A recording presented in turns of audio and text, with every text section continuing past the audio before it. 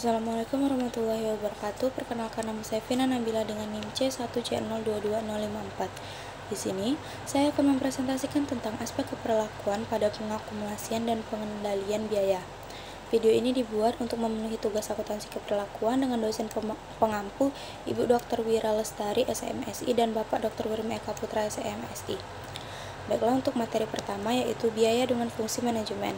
Pengambilan keputusan manajemen dalam penentuan kebijakan jangka pendek maupun jangka panjang memerlukan informasi biaya yang didasarkan pada perilakunya, informasi biaya yang sistematis dan komparatif, serta data biaya dan laba analitis dibutuhkan agar manajer dapat menetapkan target laba, menetapkan target departemental untuk manajemen tingkat menengah dan manajer operasi, mengevaluasi efektivitas rencana, menunjukkan keberhasilan atau kegagalan tertentu, mengidentifikasi dan menentukan strategi, serta memutuskan perlunya penyesuaian dan perbaikan dalam organisasi.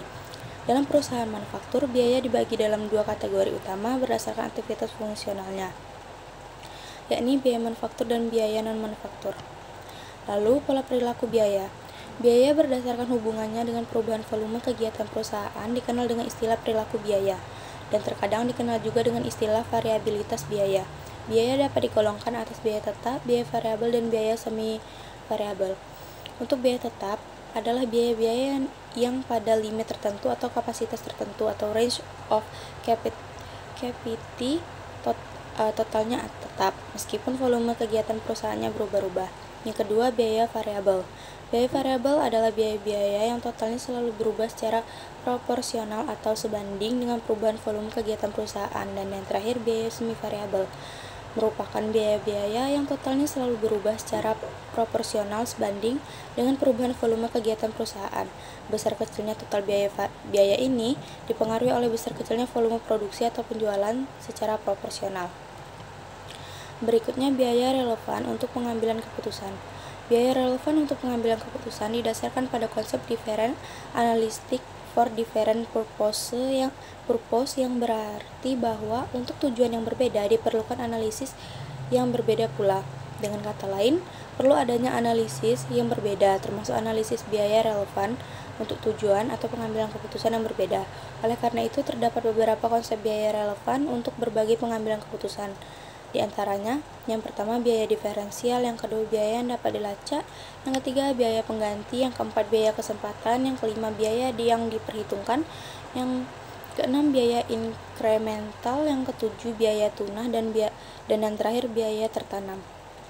Berikutnya, pentingnya manajemen biaya. Kebanyakan pendapatan penjualan dalam suatu perusahaan dihasilkan dengan mengeluarkan biaya. Oleh karena itu, manajemen biaya dapat dikatakan penting. Anggaran biaya dan analisis biaya adalah salah satu cara mengendalikan dan mengatur biaya untuk memperbarui laba neto. Salah satu cara terbaik untuk mengatur biaya adalah dengan memahami bahwa terdapat banyak jenis biaya. Jika suatu biaya dapat dikenali dari jenis biaya yang sedang dipertimbangkan, keputusan yang lebih baik dapat dibuat. Berikutnya, perilaku biaya untuk perencanaan, pengendalian, dan pengambilan keputusan. Dalam menyusun perencanaan, pengendalian, dan pengambilan keputusan untuk melakukan evaluasi atas biaya yang terjadi pada tingkat aktivitas yang berbeda, maka biaya tetap dan biaya variabel harus dipisahkan. Pemisahan biaya tetap dan biaya variabel diperlukan untuk tujuan sebagai berikut. Yang pertama, perhitungan biaya overhead, predeterminasi, dan analisis variance. Yang kedua, perhitungan biaya langsung dan analisis variance. Yang ketiga, analisis titik impas serta analisis biaya volume dan laba. Yang keempat, analisis biaya diferensial dan komparatif. Yang kelima, analisis maksimalisasi laba dan minimisasi biaya jangka pendek. Yang keenam, analisis anggaran modal. Dan yang terakhir, analisis profitabilitas pemasaran berdasarkan area atau daerah, produk, dan pelanggan. Berikutnya, sistem biaya tradisional versus sistem biaya standar. Yang pertama, sistem biaya tradisional. Sistem biaya tradisional atau historis mengacu pada pendekatan yang mengandalkan biaya yang telah terjadi dan mencoba menyerap semua biaya tetap dan variabel ke dalam produk atau jasa.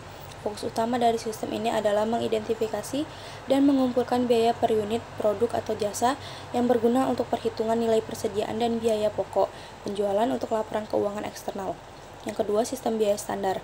Sistem biaya standar dikembangkan untuk mengatasi kelemahan sistem biaya tradisional. Sistem ini mencatat biaya produksi berdasarkan standar yang ditetapkan sebelumnya, memungkinkan perbandingan antara kinerja akrual dan standar, Biaya standar adalah estimasi ilmiah dari biaya per unit produk atau jasa yang digunakan sebagai dasar pengendalian. Sistem ini memungkinkan penilaian kinerja melalui identifikasi varians antara biaya akrual dan standar yang membantu dalam pengambilan tindakan korektif. Sistem biaya standar umumnya lebih cocok untuk lingkungan dan teknologi yang stabil dan produk homogen. Lalu, perhitungan biaya langsung atau biaya variabel. Perhitungan biaya langsung atau variabel membedakan antara biaya produksi seperti bahan baku langsung, tenaga kerja langsung, dan overhead variabel, dan biaya untuk menjaga keberlangsungan produksi seperti overhead tetap atau biaya periode.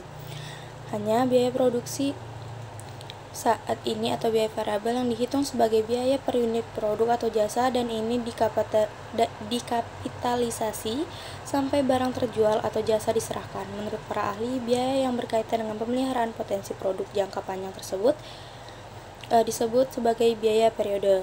Pendukung metode perhitungan biaya langsung menekankan bahwa pengelompokan overhead berdasarkan struktur biaya sangat penting untuk pengendalian biaya yang efektif dan pengambilan keputusan yang lebih baik. Berikutnya, pengendalian biaya. Pengelompokan biaya menjadi biaya variabel dan biaya tetap memberikan dasar yang lebih baik untuk mengendalikan biaya. Hal ini memungkinkan penyusunan laporan laba rugi dengan menggunakan margin kontribusi yang menyoroti pola perilaku biaya dan memberikan detail kepada manajemen mengenai biaya teknik, biaya yang berkomitmen, serta biaya diskresioner.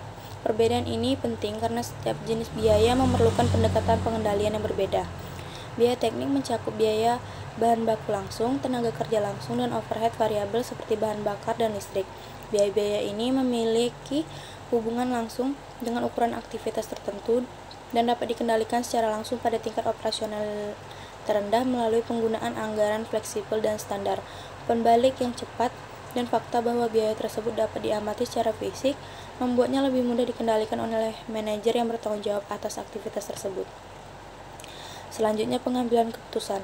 Selain penekanan terhadap perbedaan antara biaya tetap dan biaya variabel, serta memberikan informasi biaya diferensial dalam situasi pengambilan keputusan tentang perhitungan biaya langsung atau biaya variabel memberikan informasi penting lainnya bagi manajer.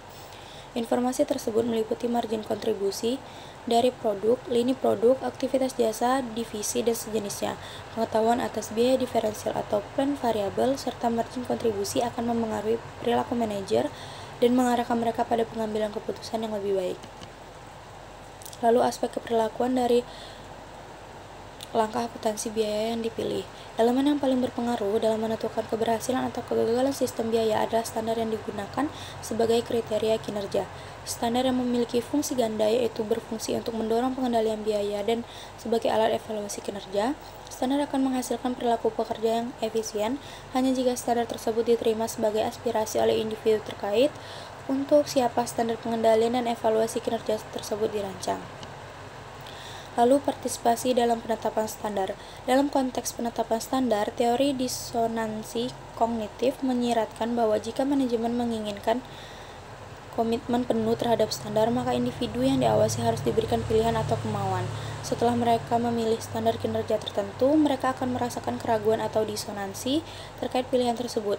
Disonansi ini hanya akan berkurang atau hilang ketika mereka menerima umpan balik tentang hasil kinerja. Jika hasilnya baik, disonansi akan hilang dan komitmen akan meningkat. Penyelesaian disonansi atau peningkatan komitmen dapat terjadi bahkan dalam penetapan tujuan yang tidak melibatkan partisipasi. Namun, umpan balik negatif dalam situasi non-partisipatif dapat menyebabkan penolakan terhadap standar dan kurangnya komitmen di masa depan. Sekian presentasi dari saya, kurang lebih saya mohon maaf. Saya akhiri. Wassalamualaikum warahmatullahi wabarakatuh.